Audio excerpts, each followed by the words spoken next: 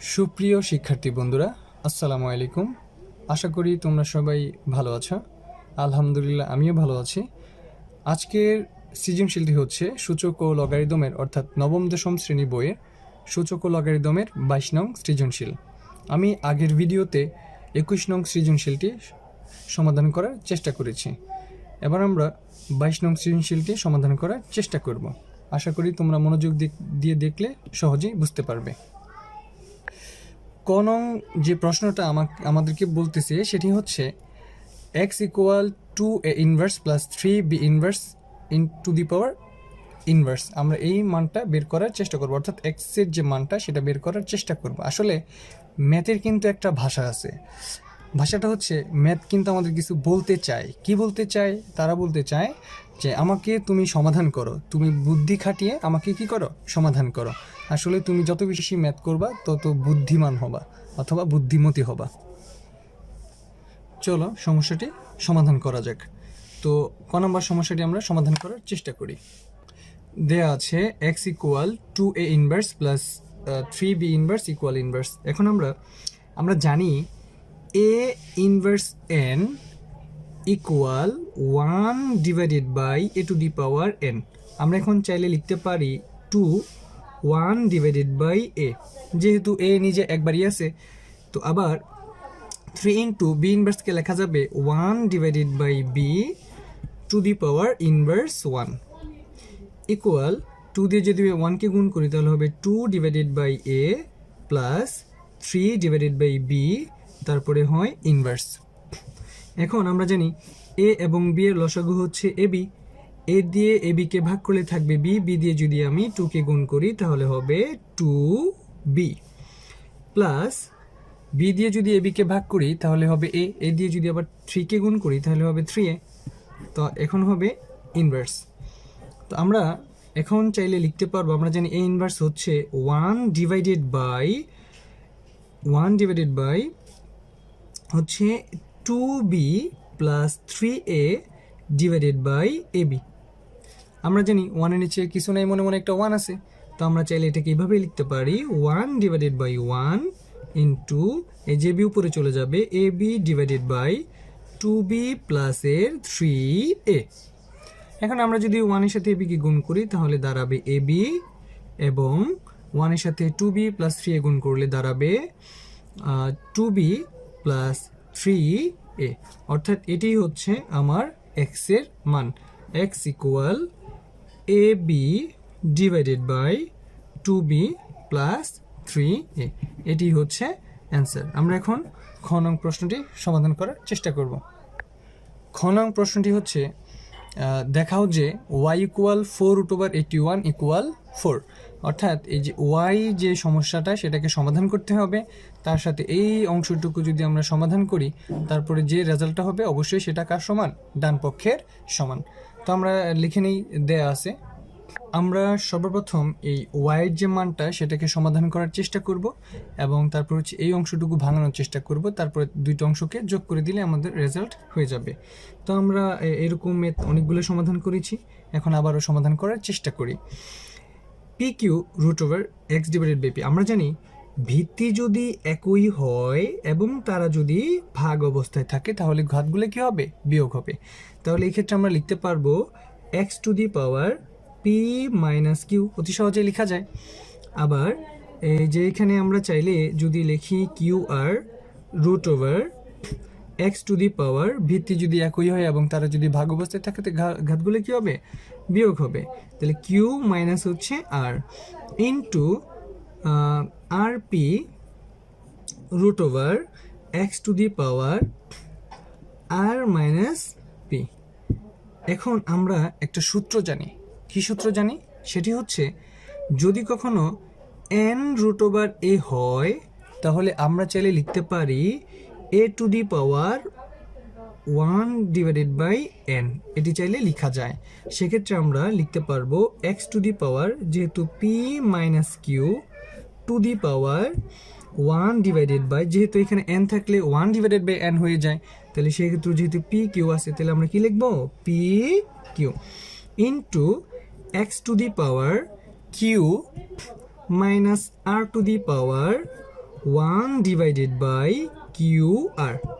আবার X to the power R minus P to the power 1 divided by R P. আমরা জানি ঘাতের উপরে ঘাত থাকলে, অর্থাৎ ঘাতের উপরে ঘাত থাকলে কি হয়, গুণ হয়। তো এক্স টু দি পাওয়ার, যেহেতু এটা একটা ঘাত, আবার সেও একটা ঘাত, তো ঘাতের উপরে ঘাত থাকলে কি হবে, গুণ হবে, অর্থাৎ পি মাইনাস কিউ 1-এর সাথে গুণ হবে। তো আমরা লিখতে পারবো P minus Q divided by P Q into X to the power Q minus R divided by Q R. আবার এক্স টু দি পাওয়ার, এই যে আর পি মাইনাস 1-এর সাথে গুণ হবে, R minus P divided by R P. আমরা জানি ভিত্তি যদি একই হয় এবং তারা যদি গুণ অবস্থায় থাকে তাহলে ঘাতগুলো যোগ হয়। তাহলে x to the power p minus Q divided by P q plus q minus R divided by Q r plus r minus P divided by R P. আমরা যদি লসাগু করি, উপরের অংশটুকু যে ভগ্নাংশের যে যোগ আছে সে অনুযায়ী আমরা করার চেষ্টা করব।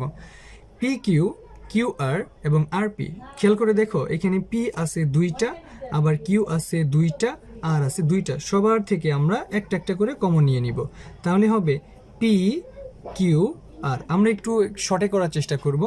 যদি আমরা পি কিউ দিয়ে পি কিউ আরকে ভাগ করি তাহলে দাঁড়াবে আর, আর দিয়ে যদি এই পি মাইনাস কিউকে গুণ করি তাহলে হবে আর পি মাইনাসের হচ্ছে কিউ আর। আবার কিউ আর দিয়ে যদি পি কিউ আরকে ভাগ করি তাহলে থাকবে পি, পি দিয়ে যদি আবার কিউ আরকে গুণ করি তাহলে হবে পি কিউ মাইনাসের আর পি।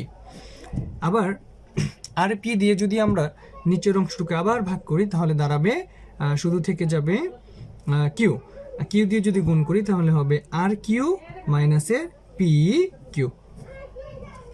আমরা উপরের অংশটুকু দিকে তাকালে দেখতে পারবো, উপরে যদি আমরা তাকাই তাহলে দেখো এখানে যেটা হচ্ছে সেটি হচ্ছে যে আর পি প্লাসের আর পি মাইনাসের আর পি চলে যায়, এবং প্লাসের পি কিউ মাইনাসের পি কিউ চলে যায়, প্লাসের কিউ আর মাইনাসের কিউ আর চলে যায়, সর্বশেষ থাকে 0। এবং তো আমরা চাইলে এখানে লিখতে পারবো হচ্ছে পি কিউ আর।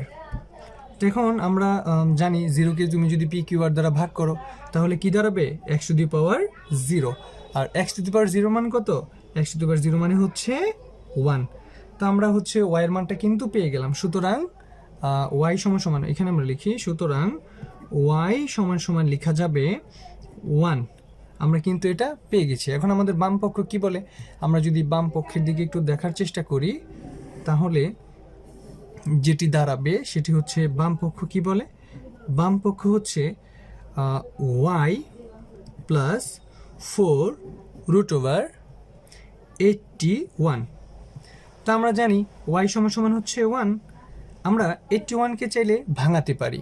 কিভাবে ভাঙাতে পারবো, 81 সমান কত, 81কে তুমি যদি 3 দ্বারা ভাগ করো তাহলে দাঁড়াবে 27। আবার 27কে 3 দ্বারা ভাগ করলে দাঁড়াবে 9, 9কে 3 দ্বারা ভাগ করলে দাঁড়াবে 3। আমরা চাইলে এটাকে লিখতে পারবো 3⁴, অর্থাৎ 81-এর পরিবর্তে আমরা চাইলে 3⁴ লিখতে পারি। এখন এই যে 81, তাহলে 4√3 হবে 4, আমরা লিখতেই পারি।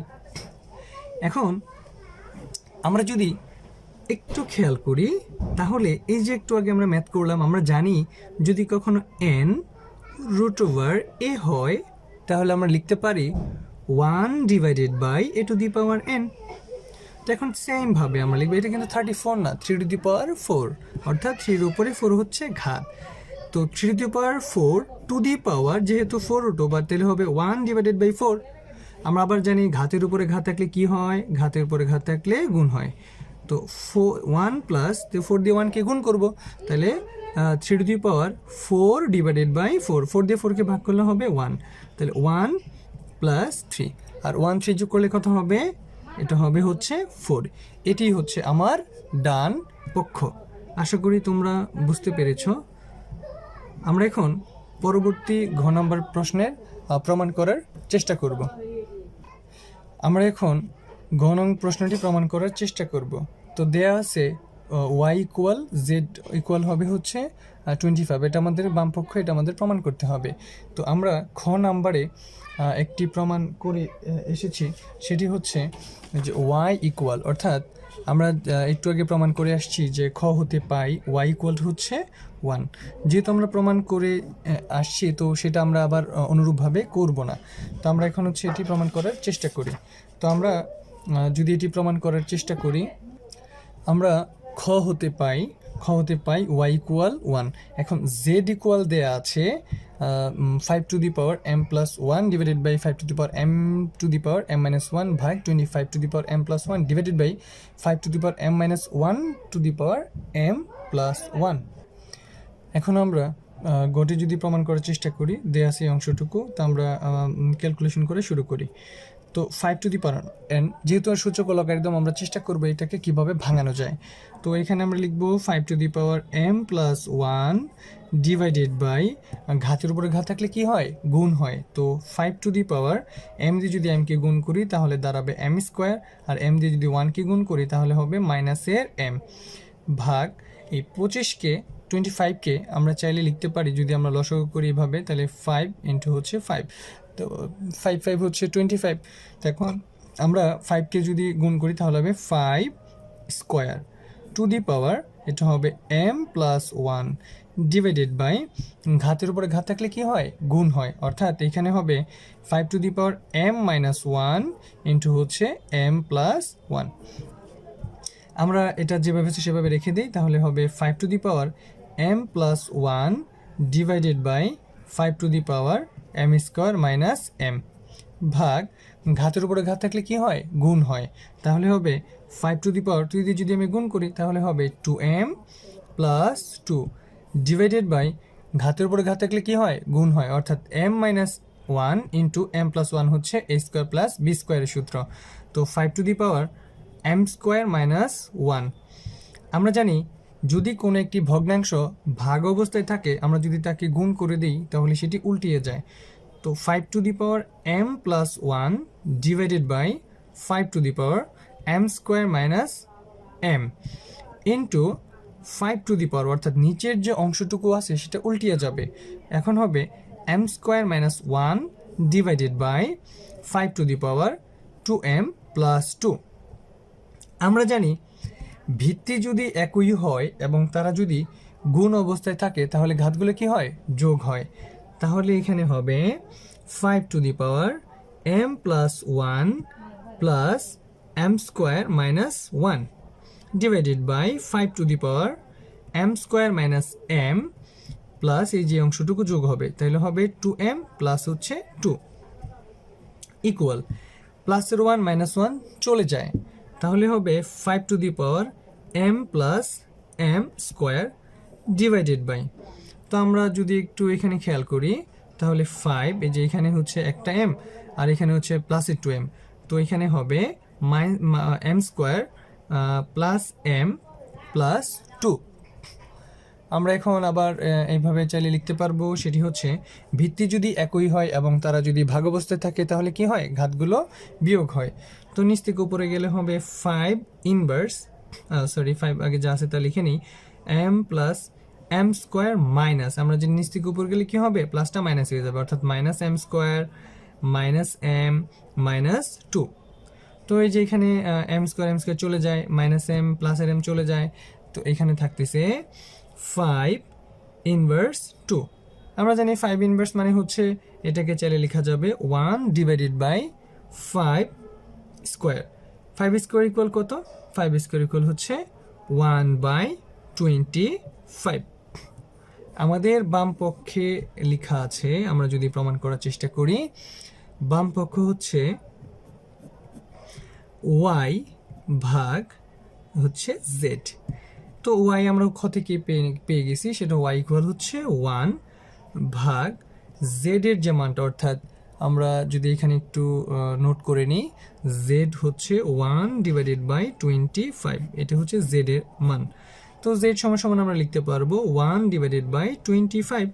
তো আমরা জানি তো ভাগ যখন কি অবস্থায় থাকে, এখানে ভগ্নাংশ ভাগ থাকে, তখন আমরা যদি গুণ করি তাহলে এটা উল্টিয়ে যাবে, অর্থাৎ হবে 25 ডিভাইডেড বাই হচ্ছে 1। তো 25-এর সাথে 1 গুণ করলে এটি হবে হচ্ছে 25। এটি হচ্ছে আমার ডান পক্ষ। আশা করি তোমরা ম্যাথগুলো বুঝতে পেরেছ। সবাইকে অসংখ্য ধন্যবাদ। যদি কোথাও বুঝতে সমস্যা হয় অবশ্যই কমেন্ট বক্সে জানাবা। সবাইকে ধন্যবাদ। আসসালামু আলাইকুম।